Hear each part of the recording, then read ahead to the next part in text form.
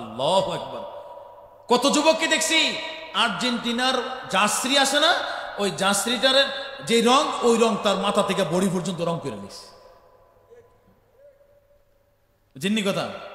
তো এ যে দাঁড়াইছে, তো এক গাড়ি মনে করছে এটা বুঝি পতাকা, ডাইরেক্ট তার ফট মেরে দিস। বুঝছেন কি? এক গাড়ি মনে করছে কি এটা বুঝি একটা থাম বাধার করে রাখছে, তো আরেকটার সাইড দিতে গিয়ে এটার মধ্যে মেরে দিস। তো এটা ওমা করে করে ওর মধ্যে গিয়ে ফিরে গেছে, শেষ এখানেই নাই। তো আর্জেন্টিনার পতাকা নিজের শরীরে লাগানোর দ্বারা কি হলো? হায়াত বাড়ছে না কমছে? শেষ। আয় হায় হায়। আচ্ছা, এই ছেলেটা যে মারা গেল, এই অবস্থিত তো হাসরের ময়দানে উঠবো, ফেরেশতা কইব এর এই দশাকে লিখাটা কবি কি কইতো না বলেন। এর জিজ্ঞাসা করো ফেরেশতা, কিরে বাবা কুয়াল হাসান, তোর মা এই মাথার মধ্যে এই হরেক রকমের রং কি লিখে? আল্লাহ যে চামড়ার রং দিছি এটা ভালো লাগছে না, এই বার্নিশ করে কেড়ে আইলা? এ আল্লাহ জিজ্ঞাসা করেন। তো এ কইব আমি তো আর্জেন্টিনারে ভালোবাসছি, এই জন্য আমার মধ্যে আর্জেন্টিনার রং। তো আর্জেন্টিনারে তালাশ করে আনবো, কেডা? মেসিরে আনবো, মেসিরে। তো মেসি তো জাহান্নামে চলে গেছে, এখন আরেকটা জাহান্নামে তারা ফালাবে। তো মেসির সাথে তারে রশি ডাইনে দিব, রশি গিরু লাগাই দিব। তো হেরে যখন জাহান্নামে ফালাইবো, মেসির রশি হেরো জাহান্নামে নিব, এরও জাহান্নামে নিব। মুসলমান, আমাদের মডেল হইল মুহাম্মদ সাল্লাল্লাহু আলাইহি ওয়াসাল্লাম। আরে দোস্ত, আমাদের নবী সবচেয়ে দামি নবী, আমাদের নবী সবচেয়ে সুন্দর নবী, আমাদের নবী সবচেয়ে শ্রেষ্ঠ নবী, আমাদের নবীর আখলাক সবচেয়ে শ্রেষ্ঠ আখলাকের অধিকারী। আমাদের নবীর মতন পৃথিবীর সারা দুনিয়া মিনাল মাশরিকি ইলাল মাগরিব ও মিনাল জুনুবি ইলা শিমাল, চতুর্দিকে তুমি তালাশ করে দেখো, আল্লাহর কসম, আল্লাহর কসম, আল্লাহর কসম, আমার নবীর মতন সুন্দর পৃথিবীতে আর কেউ নেই। এর থেকে সুন্দর পৃথিবীতে আর কেউ নাই। এই সুন্দর থেকে আর সুন্দর কে হইতে পারে বলেন?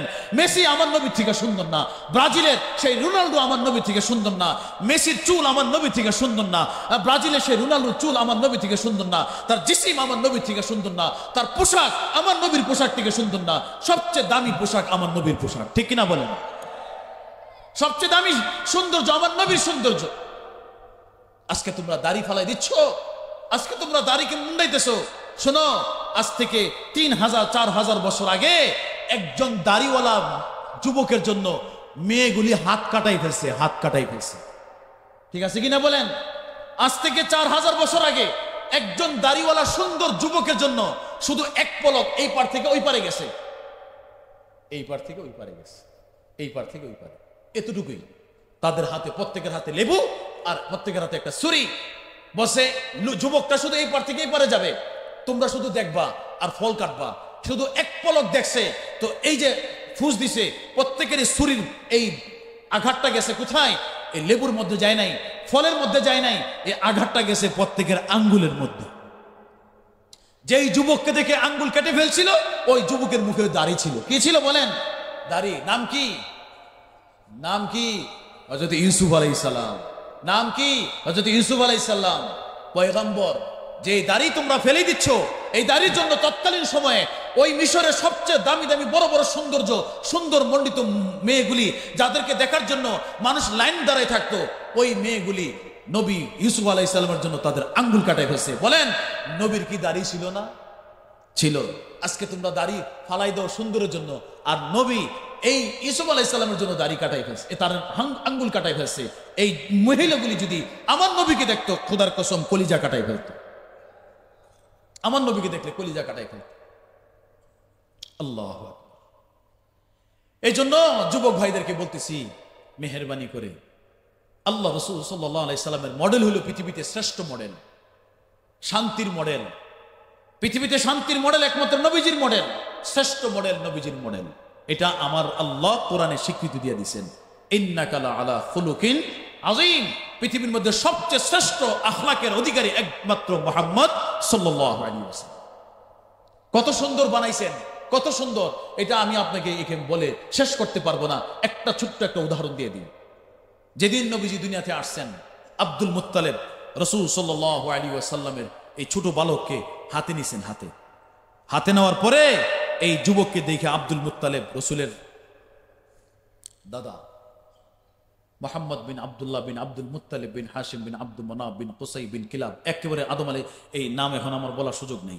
আমি যেটা বলতেছিলাম, আব্দুল মুত্তালিব এই হাতে এই কুলে নিছে, নিয়া মুস্কি হাসতেছে আর বলতেছে, আমার জীবনে এত সুন্দর বালক আমি কখনো দেখি নাই, আমার জীবনে এত সুন্দর বালক আমি কখনো দেখিনি। আল্লাহ বলতেছে, উনি তো আল্লাহকে মানতেন, আল্লাহ তুমি আমার ঘরে আমার বংশের মধ্যে এত সুন্দর যুবক দিয়েছো। তো আব্দুল মুত্তালিব কইতেছে, ওই দিক দিয়ে জিব্রাইল কাছেই দাঁড়ান, নবী দুনিয়াতে আসছে, পৃথিবীর মহামানব শ্রেষ্ঠ মানব দুনিয়াতে আসছে, জিব্রাইল থাকবে না? থাকবে। জিব্রাইল আব্দুল মুত্তালিবের কথা শুনে বলতেছে, আব্দুল মুত্তালিব তোমার তো দৌড় মক্কা এবং সিরিয়া পর্যন্ত, খোদার কসম আমি জিব্রাইলের দৌড় হইল আরশ থেকে জমিনের তাহতা সারা পর্যন্ত, জান্নাত থেকে জাহান্নাম পর্যন্ত, পশ্চিম থেকে পূর্ব, পূর্ব থেকে উত্তর থেকে দক্ষিণ, এমন কোন জায়গা নাই আমি জিব্রাইলের কদম পরে নাই। আব্দুল মুত্তালিব তুমি বলতেছো এমন সুন্দর যুবক দেখো নাই, আমি জিব্রাইল সৃষ্টি হওয়ার পরে আমিও এত সুন্দর যুবক দেখি নাই, আমি এত সুন্দর যুবক দেখি নাই।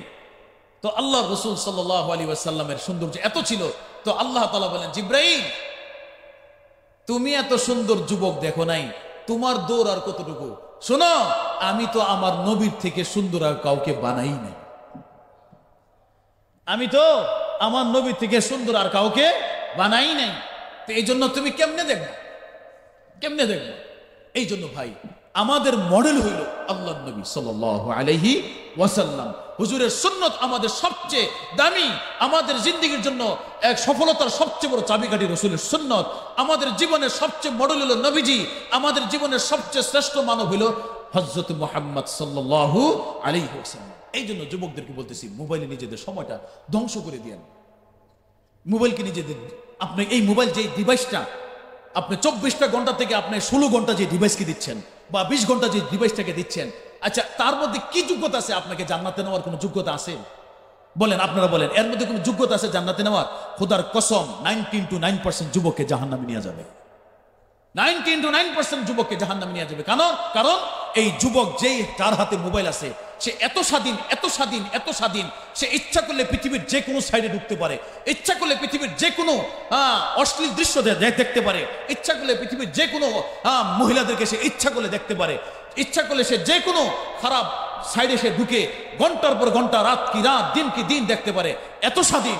এই স্বাধীন যুবকের হাতে, এমনি তো যুবক টকবড়ের যৌবন নিয়ে সে চলতেছে, তার যৌবন কালটাই তো বিশাল বড় একটা রিক্সি কাল, তার যৌবন কালটাই তো বিশাল বড় একটা বিপদগামী একটা কাল। সুতরাং এই যৌবন বয়সে যখন এই মোবাইলটা হাতে আসছে, আল্লাহর কসম বলেন সে তো এখন উন্মুক্ত হয়ে গেছে, ঠিক কিনা বলেন? আরো মুক্ত হয়ে গেছে। এখন সে যে দান ক্ষেতের মধ্যে বৈশা এরকম আব্দুল কাদের জিলানির ওয়াজ শুনতেছে, এটার কি নিশ্চয়তা আছে? সে যে দান খেতে বসে, পাট খেতে বসে ঘরের ছাদে আর এই কম্বলের ভিতরে বৈশা বৈশা কি দেখতেছে, এটা কি নিশ্চয়তা আছে? স্বামী থেকে স্ত্রী আলাদা হইতেছে, স্ত্রী থেকে স্বামী আলাদা হইতেছে, ঠিক কিনা বলেন? এক ব্যক্তি এসে হুজুরে কইতেছে, হুজুর আমার বিবি তো আল্লাহর ওলি হয়ে গেছে। আরে কেমনে বুঝলেন? আপনার বিবি আল্লাহর ওলি কেমনে হইল?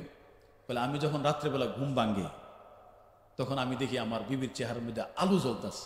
তো হুজুর কইতেছে, তোমার বিবি আল্লাহর ওলি না, দেখো মোবাইল টিপতেছে, ঠিক নি কন? ঠিক কথা কইছি নি কন? কইতেছে তোমার বিবি আল্লাহর ওলির কারণে চেহারাটা আলো জ্বলে না, তোমার বিবি গিয়া দেখো মোবাইল টিপতেছে, ও মোবাইলের স্ক্রিনের আলো তোমার বিবির চেহারার মধ্যে গিয়ে পড়ছে। আজকে এই অবস্থা আমাদের সমাজ।